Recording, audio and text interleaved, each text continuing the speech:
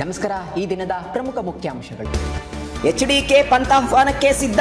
ಬಿಡದಿ ಟೌನ್ಶಿಪ್ಗೆ ರೈತರ ಪ್ರತಿನಿಧಿಗಳ ಜೊತೆ ಡಿಕೆಶಿ ಸಮಾಲೋಚನೆ. ಮೋದಿ ಅಮಿತ್ ಶಾ ದೇಶದ್ರೋಹಿಗಳು. ಲೋಕಸಭೆ ವಿರೋಧ ಪಕ್ಷದ ನಾಯಕ ರಾಹುಲ್ ಗಾಂಧಿ ಆರೋಪ. ಕೇಂದ್ರ ಸರ್ಕಾರಕ್ಕೆ ಸುಪ್ರೀಂ ಕೋರ್ಟ್ ನೋಟಿಸ್. ಟೆಟ್ರಾಪ್ಯಾಕ್ನಲ್ಲಿ ಮದ್ಯ ಮಾರಾಟ ನಿಷೇಧ ಕೋರಿ ಅರ್ಜಿ. ಲೆಕ್ಕಪತ್ರ ವಿವಾದ ಗೊಂದಲ ಪರಿಹರಿಸಲು ಕ್ರಮ. ಲಿಂಗಾಯತ ಪಂಚಮಸಾಲಿ ಸಮಾಜದ ಮುಖಂಡರ ಸಭೆ. ಮುಖಂಡರ ಭಕ್ತರ ನಡುವೆ ಚಕಮಕಿ. ಕೆಪಿಎಸ್ಸಿ ಮಕ್ಕಳಿಗೆ ಪ್ರತ್ಯೇಕ ಬಸ್. ಖಾಸಗಿ ಶಾಲೆಗಳ ಮಾದರಿಯಲ್ಲೇ ಪ್ರತ್ಯೇಕ ಸಾರಿಗೆ ವ್ಯವಸ್ಥೆ. 35 ಕೋಟಿ ಮೌಲ್ಯದ MDMA ಜಪ್ತಿ. ದೆಹಲಿ, ಹರಿಯಾಣ, ಗುರುಗ್ರಾಮದಲ್ಲಿ ನಗರ ಪೊಲೀಸರ ಕಾರ್ಯಾಚರಣೆ. 8 ಆರೋಪಿಗಳನ್ನು ಬಂಧಿಸಿದ ಬೆಂಗಳೂರು ಪೊಲೀಸರು. ಕ್ರಿಮಿನಲ್ ಪ್ರಕರಣ ದಾಖಲಿಸಿ. ಬೌರಿಂಗ್ ಆಸ್ಪತ್ರೆ ಗೋಡೆ ಕುಸಿತ. ಗುತ್ತಿಗೆದಾರರ ವಿರುದ್ಧ ಕ್ರಮಕ್ಕೆ ಸೂಚನೆ.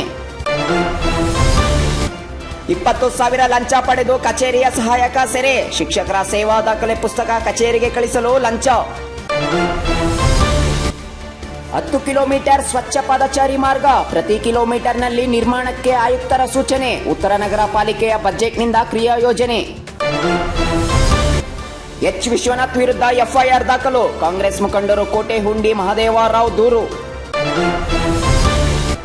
ಜಲಮಂಡಳಿಗೆ ಜಾಗತಿಕ ಮನ್ನಣೆ. ಗ್ಲೋಬಲ್ ವಾಟರ್ ಸಮಿಟ್ 2026ರ 3 ವಿಭಾಗದ ಟಾಪ್ 5ರಲ್ಲಿ ಸ್ಥಾನ. ವರದಿ ಕೇಳಿದ ಮಹಿಳಾ ಆಯೋಗ.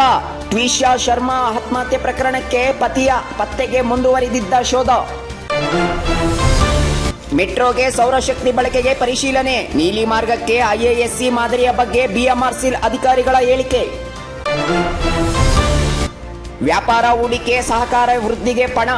ಜಂಟಿ ಪತ್ರಿಕಾ ಪ್ರಕಟಣೆಯಲ್ಲಿ ಮೋದಿ ಮೆಲೋನಿ ಹೇಳಿಕೆ. ಭಾರತ, ಪಶ್ಚಿಮ ಏಷ್ಯಾ, ಯುರೋಪ್ ಆರ್ಥಿಕ ಕಾರಿಡಾರ್ಗೆ ಒತ್ತು. ಪಾಲಿಕೆ ಚುನಾವಣೆಗೆ ಕೊನೆಯ ಗಡುವು. ಆಗಸ್ಟ್ ಅಂತ್ಯದೊಳಗೆ 5 ಪಾಲಿಕೆಗಳಿಗೆ ಚುನಾವಣೆ ನಡೆಸಿ ಸುಪ್ರೀಂ ಕೋರ್ಟ್ ಕೊನೆಯ ಗಡುವು.